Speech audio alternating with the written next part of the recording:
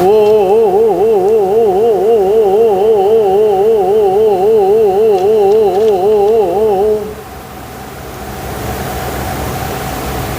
पूर्व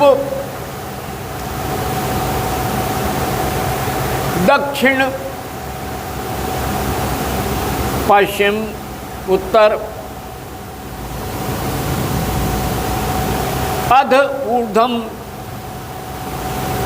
तथा अनुत्तरम।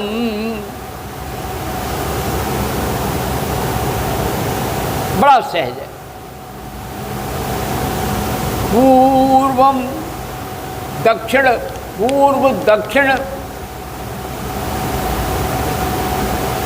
जब दक्षिण के बाद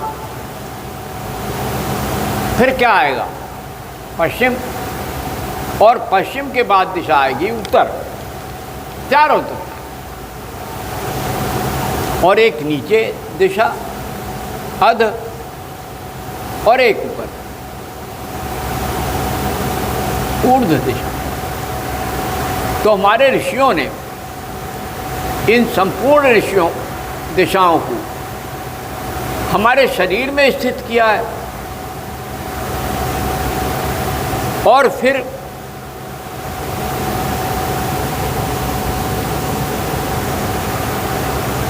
द्विश्रोतश्च गुरुत्रयम् त्रिचरणं वंदे महत्वासनम। पंचम्बा नवनाथ षोडशाधारश्च षड्दर्शनम वंदे द्वे अष्ट षठंग पंचक रहस्यामनाय स्तुतौ। ओम रम पृथ्वी तत्वात्मकं गंधम समर्पयामि नमः।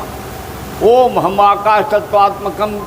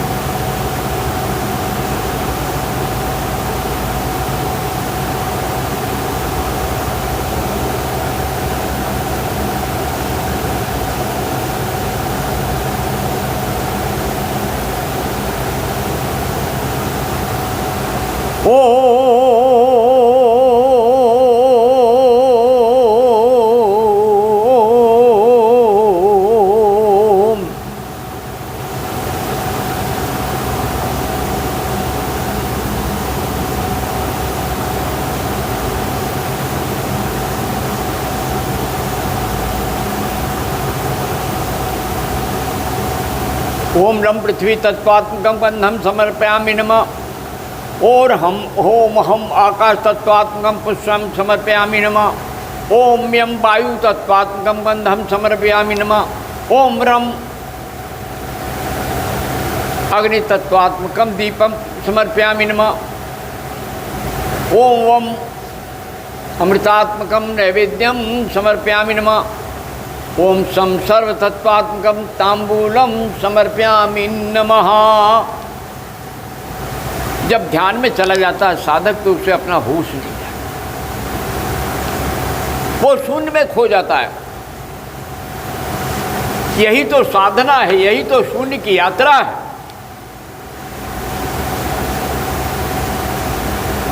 हंसे न बोले अनुमनी, रही आप ही पैठ, अपने आप में खो जाती है। ये जो जीव यात्रा है बड़ी आनंद में, और इसमें अनेक जन्म जन्मांतर की शक्तियां उपलब्ध होती हैं। घर घर जाकर हजारों देवताओं की प्रार्थना नहीं करती, तब एक ही मंत्र में, एक ही छंद में एक ही श्लोक में संपूर्ण परलोक आ जाता है, यंत्र और तंत्र भी आ जाता है, कुछ शेष रहता नहीं। ये ओ तो गति अवधूत की, कहा कहो मेरे नाथ, दत्तात्रेय कृपा करी,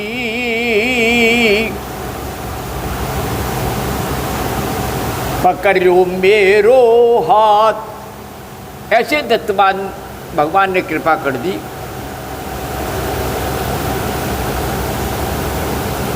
ऋषभ देव सो क्या कहूँ अपने ओर की बात,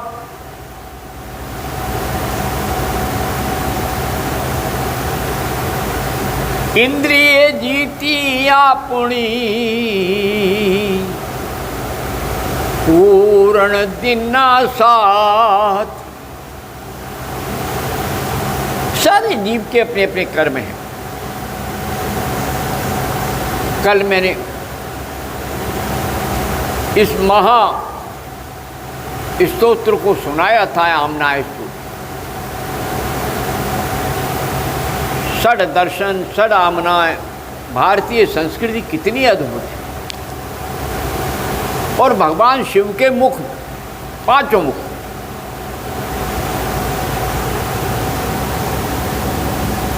तत्पुरुष,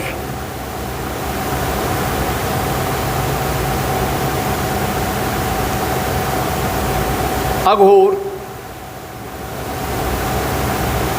सद्योजात, वामदेव, ईशान देव, और इन्हीं से शिव के नाम पड़ गए। अब कहते हैं कितनी करते हैं, अरे भाई हर जीव के 5 मुख हैं, जब जान लेगा तो समझ में आ जाएगा। कंठ से नीचे चलो, हृदय में आओ, 2 हो गए, और नीचे चलो नाभि में जाओ, 3 हो गए, और स्वादिष्ठान में आओ, 4 हो गए, मूलाधार में हो जाओ, 5 हो गए, और फिर आगे चले जाओ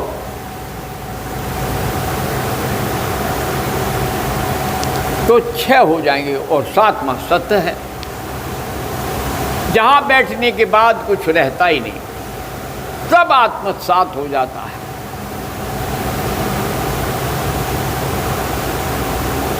सात वसेरे चढ़ने के बाद सत से पार हो जाता है।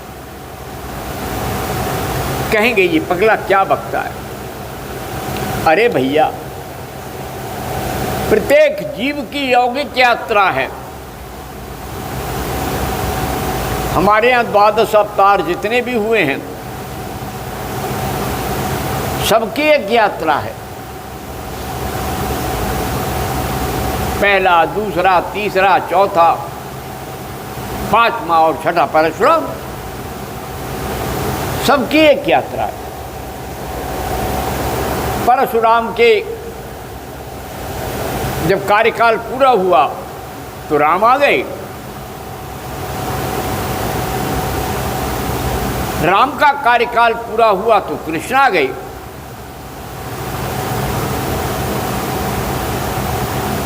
सब क्रम से अपने आप आते जाते हैं। सारी सत्ता का संचालन ब्रह्मांड की ऊर्ध्वगामी शक्तियां कर रही हैं, और हम समझते हैं कि हम कर रहे हैं। हमारे यहाँ कहा है, राम भजन कर भाई ये जीवन 2 दिन का। एक कुम्हार था, घड़ा बना रहा था और गाता जा रहा था, राम भजन कर भाई ये जीवन 2 दिन का। उसने घड़े में हाथ डाला, ऊपर था, लोग देख रहे थे। वो बाहर से पटकी लगा रहा था और भीतर से हाथ सहार रहा था, लेकिन वो गाता जा रहा था, राम भजन कर भाई ये जीवन 2 दिन का। उसी समय एक सज्जन आए तो उन्होंने कहा, राजा ने, हे कुंभकार, ये तुम गाते क्यों हो? उसने जल्दी से घड़े को लिया और मुट्ठी से दबा दिया।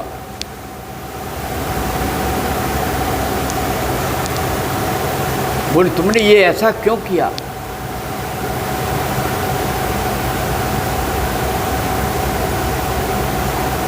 बोले, देखो मैंने कितना सुंदर घड़ा बनाया और एक क्षण में इसका जीवन नहीं था राजन, मैंने इसको दबा दिया।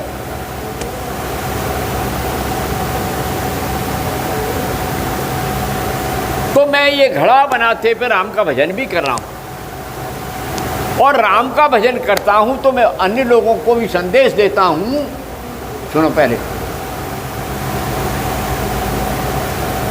जब मैं राम का भजन करता हूं तो मैं अन्य को भी संदेश देता हूं कि भाई आओ, आप भी राम का भजन करो। राजा ने एकदम उसके पैरों में लेट गए कि तुम तो योगी हो। तो वो कुंभकार कहता है, रमन्ते यस्मिन् योगिना सारामा, जिसमें रमण करते हैं वो राम है। राजा ने कहा, तुम कैसे रमण करते हो? तुम तो घड़ा बना रहे हो, भीतर से हाथ लगा रहे हो, ऊपर से पटकी मार रहे हो, मिट्टी गूंदी है, ना चाक है ना बाट है, वैसे हाथ से ही सब कुछ कर रहे हो। उसने कहा, राजन, भजन के लिए भजना नहीं पड़ता। मैं ये राज जीत लूं, मैं ये राज जीत लूं, मेरा काम है घड़े बनाना, घड़ा बना रहा हूं, भजन हो रहा है साथ साथ, राम राम राम चल रहा है मेरा। जब मैं घड़े में थपकी मारता हूं तो रा आता है और बाहर से सहारता हूं तो माँ आता है, राम राम राम। राजा गदगद हो गए। उन्होंने कि महाराज, आप तो मेरे गुरु हैं, मेरे चरणों में लेट गए।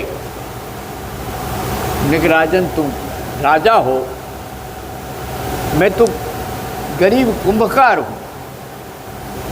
उन्होंने कहा, ब्रह्मा भी तो इस संसार का कुंभकारी है, प्रजापति है वो। तो भैया, तुम तो प्रजापति हो,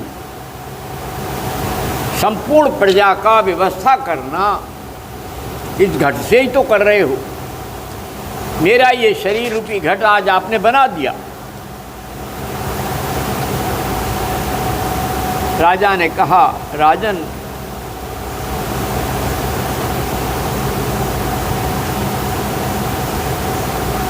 गुरु कुंभकारम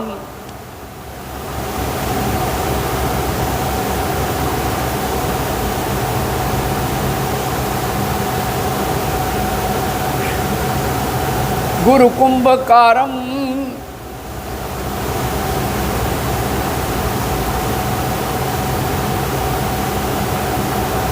शिष्य कुंभ पात्रम अंतरहस्तधार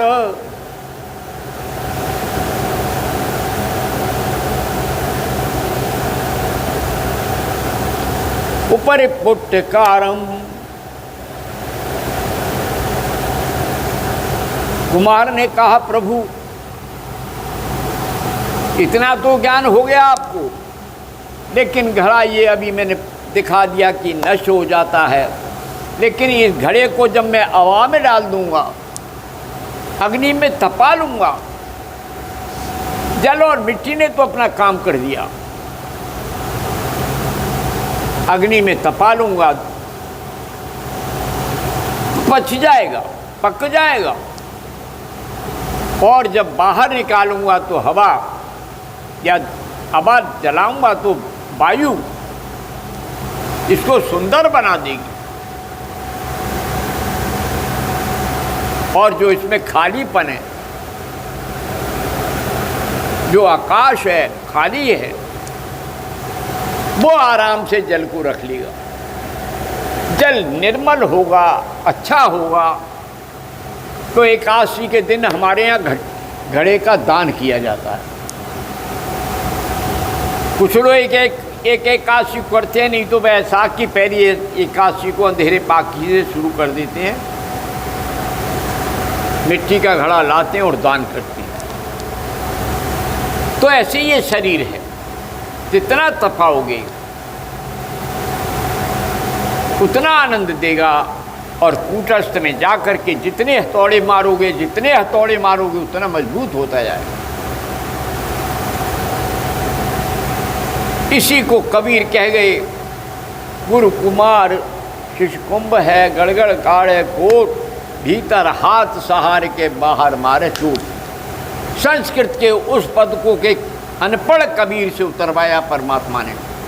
जब कुंडली जागृत होती है तो काव्य धारा बहती है। आदि भाषा से आज तक की सारी भाषाओं में लौट फेर करके वही 2, 3, 5 आ जाता है। चाहे पाली हो, चाहे प्राकृत हो, चाहे मागधी हो, चाहे भोजपुरी हो, किसी भाषा के नाम ले लो। असंख्य भाषाएं इस आदि जननी, आदि संस्कृत से ही उद्भूत हैं। लड़ाई झगड़ा करें दक्षिण में भी सारी भाषाएं, तमिल, सबकी व्याकरण एक है, स्वर तो 16 हैं और व्यंजन तो 34 हैं। दोनों मिलाकर 50 हो जाते हैं। जो साधक नीचे से ऊपर तक के कंठ पे 16, हृदय पे 12, नाभि पे 10, स्वादिष्ठान पे 6 और मूलाधार पे 4 और आज्ञा पे हम छम हम छम हम छम। काम मोय खोजे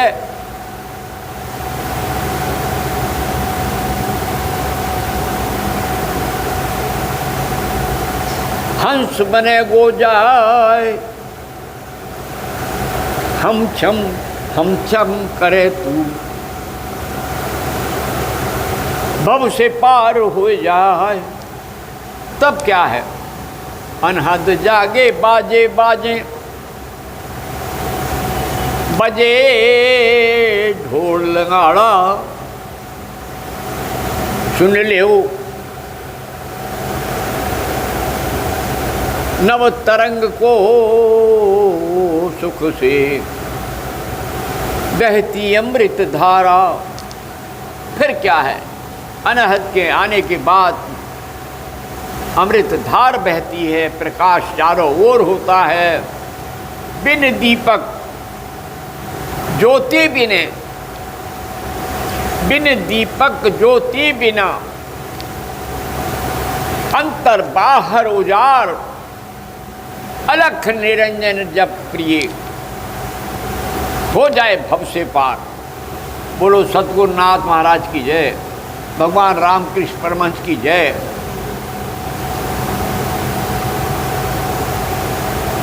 गुरुदेव भारती जी की जय। ओम शांति शांति शांति।